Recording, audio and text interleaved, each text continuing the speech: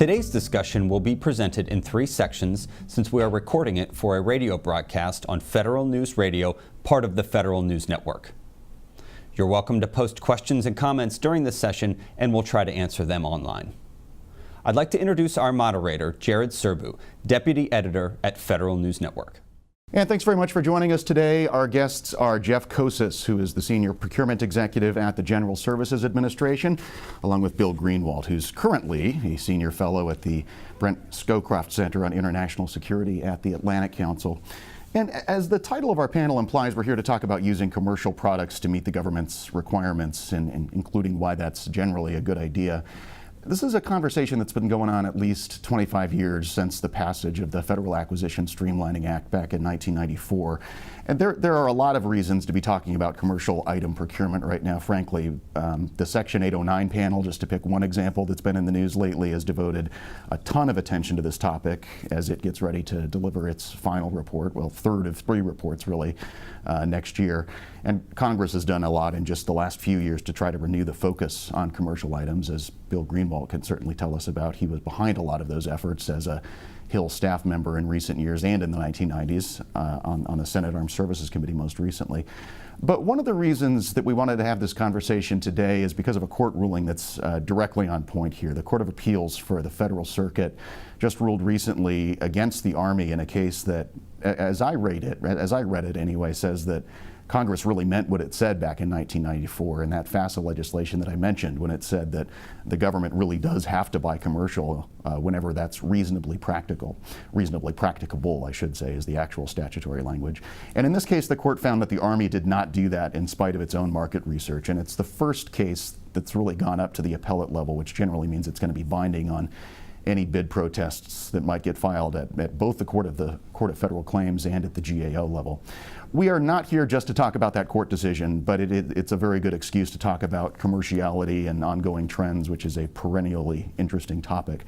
And just to set the table, gentlemen, I don't want to just assert that buying commercial is a good idea without explaining some of the basic rationales for why. So, Bill, since again you were there in the 1990s and more recently on SASC, talk us through the basic arguments. What did Congress have in mind when it passed FASA and subsequent legislation? What were they trying to solve? No, absolutely, and it goes back in history on how we've developed defense unique items. I mean, there's a civilian agency side of this as well, but primarily in the 60s and 70s. The Department of Defense, the U.S. government, was driving research and development, and a lot of the solutions that the government was looking for and the Department of Defense was looking for were primarily defense unique, government unique solutions from government unique traditional defense contractors. And beginning in about 1980, there was this realization that a lot of the spin-off technology from all this government research, the commercial sector was doubling down on it, and right about 1980 is when U.S. commercial R&D overtook government R&D, and individuals like David Packard and Bill Perry and part of the Packard Commission saw that there was this tremendous opportunity to leverage commercial technology and bring it back into the Department of Defense. So the Section 800 panel in 1990 and 91 and 92 addressed this kind of similarly to what the Section 809 panel is doing today. And Congress enacted in the Federal Acquisition Streamlining Act a whole series of commercial item legislation to essentially make it easier and remove the barriers to accessing the fruits of the commercial marketplace, and the preference for commercial items that was the subject of that a court case was one of those pieces of legislation. Jeff, same question. Why are commercial items good from GSA's perspective? Thanks, Jared. I think Bill did a terrific job explaining some of the background. If we go back to World War II, much of the innovation was being driven by government. But today, we're not the drivers of innovation. We're trying to figure out how do we leverage, how do we buy, how do we move forward with the innovation that the commercial sector is generating. And buying commercial items for us, is the best way to be able to do that. We found it saves time, it saves money, it reduces risk, it means that we are accomplishing the mission faster, easier, and more effectively. So let's talk about some of the barriers, to the extent there still are barriers to buying commercial items. I don't have the numbers in front of me, but the last time I looked, I think the trajectory of the charts I've seen is basically there was a dramatic upswing in the use of at least commercial item procedures in the few years following the passage of FASA, but things have kind of leveled out over time, despite the passage of some more recent legislation that you were involved with. So again, to the extent there are barriers to the government increasing its use of commercial item, both procedures and buying actual commercial items, what do you see those as being? I think there are some still procedural barriers that are in place. There's a desire not to take advantage of the great definitional flexibilities of a commercial item. So I think there's at least from the Department of Defense standpoint, what we were seeing when I was up on the Hill. There's a great desire to go out and get commercial off-the-shelf products, the same that you and I would buy in the commercial marketplace. There was a greater aversion to just kind of minor modifications to that, and then there was a significant issue from the department's standpoint of buying what are called commercial of a type, which essentially are items that are similar to, but not necessarily exactly like commercial off-the-shelf products. And therefore, it's very difficult to price those. It's very difficult to see what is the value of that, and that's been from the side of the government and the side of the Department of Defense been a barrier.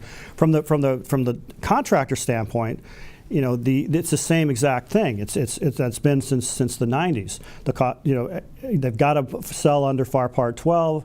They don't want to be looking at commercial cost accounting standards, the application of the Truth in Negotiations Act, the whole issue on protecting of their intellectual property. And one area we probably haven't focused on in any acquisition law is what happens if their commercial item would actually get ITAR'd or come under the technology transfer controls. So, but at the same time, let's remember, I don't think that the challenge so much is buying commercial items. Remember, through the GSA schedule, we have 12 million commercial items available, and we add more every day. Mm-hmm. There is tremendous access, there's tremendous ability to find, to buy, to purchase commercial items. I'd suggest more of the challenge is the terms and conditions that we overlay on the top of commercial items. Right now, we're seeing that, for example, as we're talking, what does a secure supply chain mean? And what additional requirements are we going to add to commercial items? We have that in the socioeconomic area with all of these small business rules. We have that in the environmental area. We have that in the domestic sourcing requirements. So I'd offer the perspective, can we buy commercial items? Absolutely. We buy billions of dollars of commercial items, and we do that really effectively.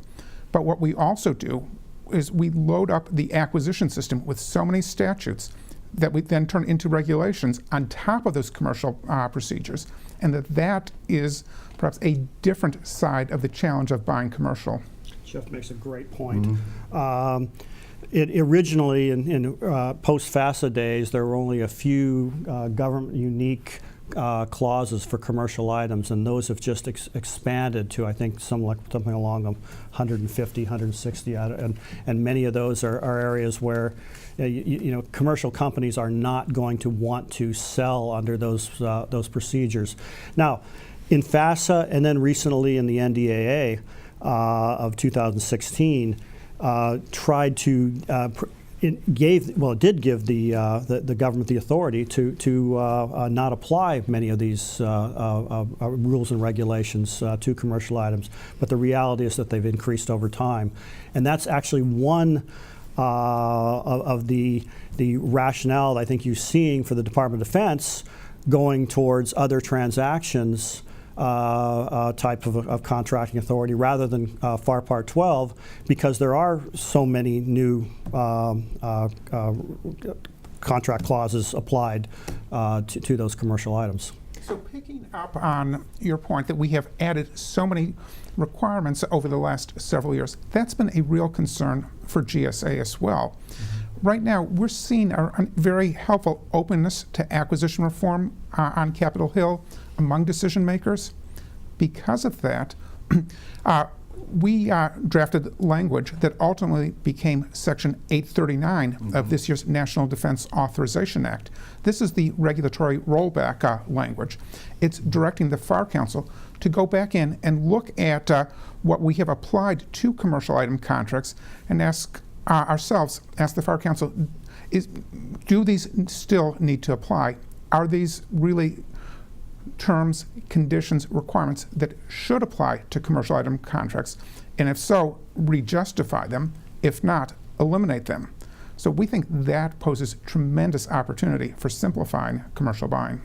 Even before that formal effort by the FAR Council, I'm just curious, considering, as Bill said, that agencies do have a great deal of flexibility to not apply those unique terms and conditions to FAR Part 12 and other contracts, why has it been the case that they've continued to layer them on when it was not legally necessary? I think it's that OFPP has the authority to not apply those, and OFPP has chosen to apply them.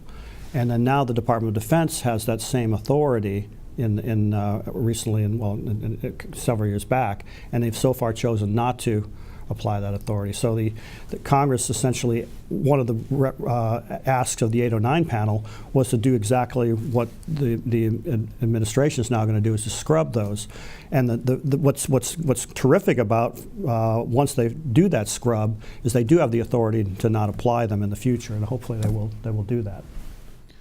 One area that I think is a really good example of that is the work that GSA is doing right now to implement the commercial e-commerce portals.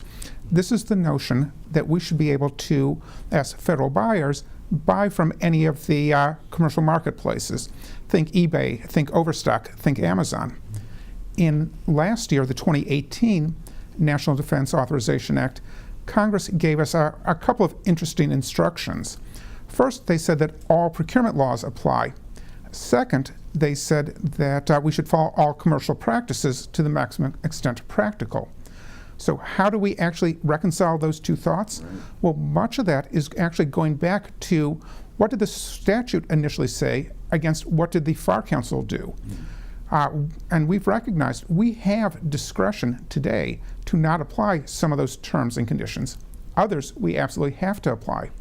So right now, we've been going through market research. We've been talking with the suppliers of these companies and with the marketplaces, trying to understand what are the commercial practices and which of the terms and conditions normally applied actually have to by law, and where do we have discretion not to apply them.